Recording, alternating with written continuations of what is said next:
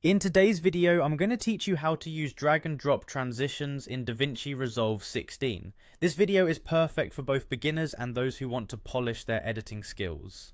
Transitions play a crucial role in video editing, helping to create smooth changes between clips and keeping your audience engaged. So let's dive right in and explore how you can easily add these transitions using the drag and drop method.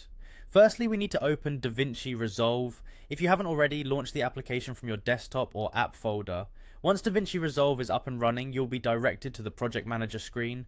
Here you can see all your existing projects. Click on the project you want to work on or create a new one if you're starting from scratch. Once you've chosen your project, head over to the edit page. This is where all the magic happens. The edit page is the heart of Davinci Resolve, where you can see your timeline and organize your clips. Next up, let's add some transitions. On the top of your screen, you'll find several tabs. Click on the Effects tab. This is a treasure trove of everything you need to enhance your project, from video effects to transitions.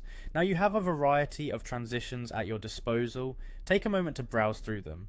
Each offers a different style, so think about what suits the mood or theme of your video. Choosing the right transition is crucial. It can set the tone for the entire sequence. Whether you prefer simple cross dissolves or more dynamic slide-ins, there's something for everyone. Once you've chosen a transition, it's time to get hands-on. With your mouse, simply click and drag the transition you want and drop it onto the timeline, specifically the junction between two clips.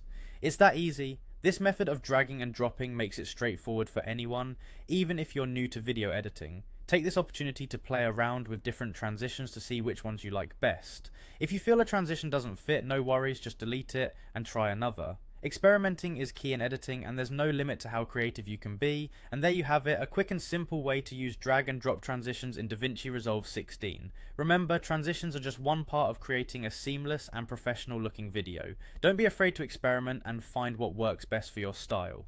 Thanks for joining me today. I hope you found this tutorial helpful. If you did, make sure to like and subscribe for more tips and tricks in video editing. Until next time, happy editing.